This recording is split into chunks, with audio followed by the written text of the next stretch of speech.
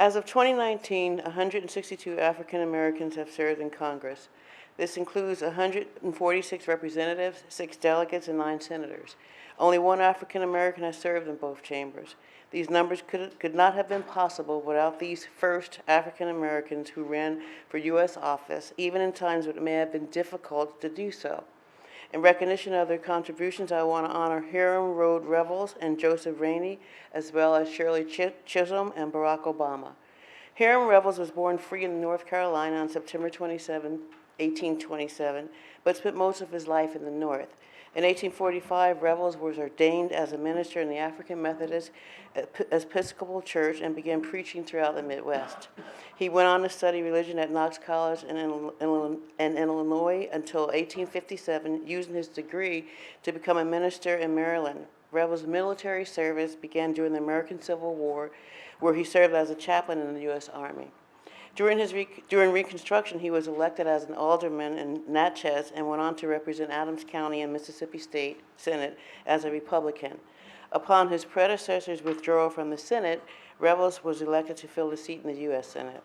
Revels accepted the appointment, but he faced major backlash when he reached Washington, D.C.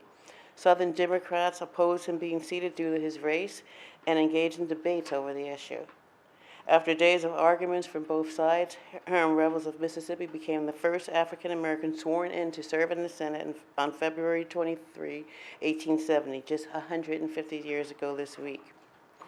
He served until March 3, 1871, persistently fighting for equality throughout his term. He died in Mississippi in January 1901, but his legacy still lives on.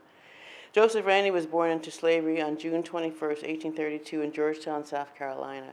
In the early 1840s, his father brought the family's freedom through his work as a barber. Because teaching black children in the South was illegal, Joseph Rainey was unable to receive adequate schooling even after he was granted his freedom. The Confederate Army called Rainey to service in 1861, where he primarily worked as a cook and a steward aboard a blockade runner. He eventually escaped the war and he moved to Bermuda, where slavery was outlawed. In 1867, Rainey returned to Georgetown, South Carolina, where he became a Republican county chairman and was later elected to the South Carolina Senate in 1870. After a U.S. representative for South Carolina was removed from the House, the Republican Party nominated Rainey to complete the term in the 41st Congress and for a full term in the 42nd Congress. Joseph Rainey was sworn in on December 12, 1870, as the first African American to serve in the U.S. House of Representatives.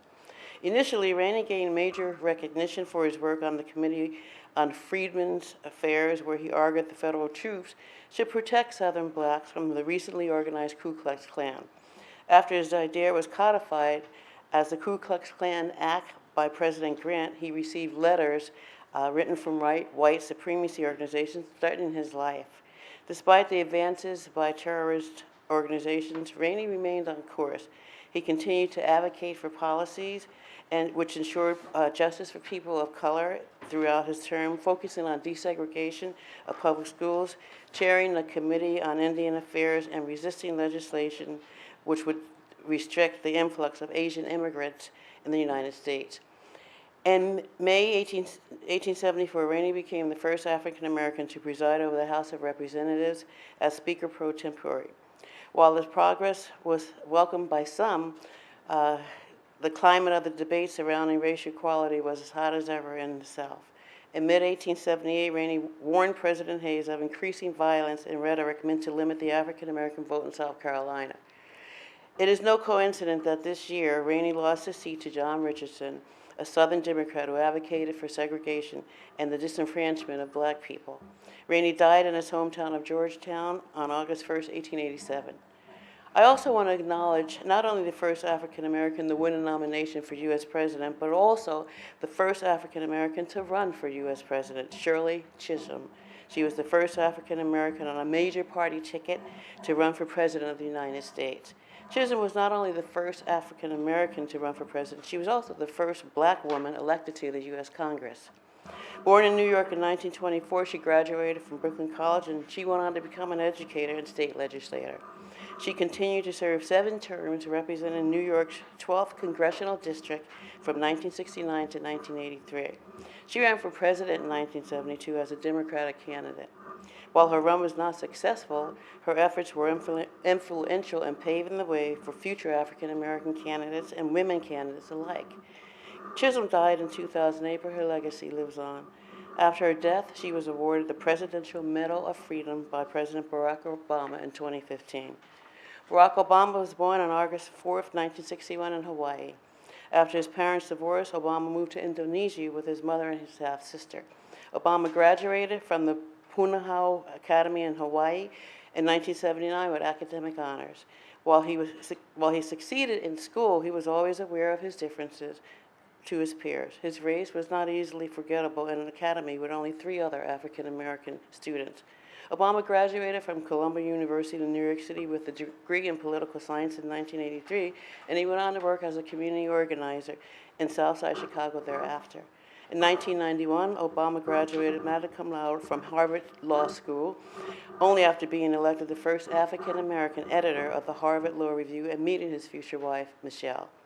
Upon graduation, Obama went back to Chicago to work as a civil rights lawyer and to teach constitutional law at the University of Chicago Law School. Obama's advocacy work led him to run for a seat in the Illinois State Senate as a Democrat in 1996. During his years as a state senator, Obama worked with both Democrats and Republicans to draft legislation on ethics, as well as expand health care services and early childhood education programs for the poor.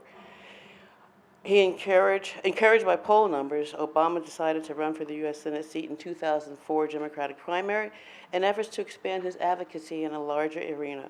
In November 2004 election, Obama received 70% of the vote, the largest electoral victory in Illinois history. With his win, Obama became only the 3rd African American elected to the U.S. Senate since Reconstruction. On November 4, 2008, Obama became the first African American to hold the office of president.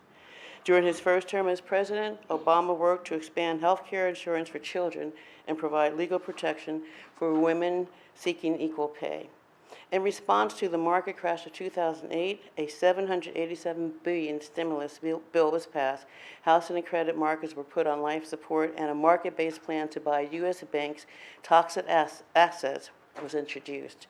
To overhaul America's foreign policy, he reached out to improve relations with Europe, China, and Russia, to open dialogue with Iran, Venezuela, and Cuba. On November 6, 2012, Obama won a second 4-year term as president, capturing more than 60% of the electoral vote. Some of his most notable accomplishments of his second term include his efforts to ensure that Osama bin Laden was taken down by the U.S. Navy SEALs in 2011. His diplomacy work to take action against Syria by signing of the Iran nuclear deal in 2015, his influence in the Paris Climate Agreement, his ordering of airstrikes against ISIS, his Affordable Care Act, and his legalization of same-sex marriage in the U.S. Obama left office in 2017, but he continues to be a prominent figure in American society. As an African-American senator, I am particularly grateful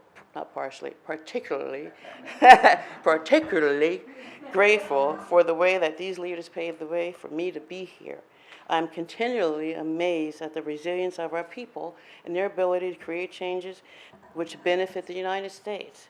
We have come a long way since the first were elected. The 116th Congress is the most ethnically and racially diverse that we have seen in American history, with 20% of the members being non-white. We must recognize that this number is still not representative of the general population. I hope to continue to fight for equality in politics that was begun by Revels, Joseph Rainey, Shirley Chisholm, and Barack Obama.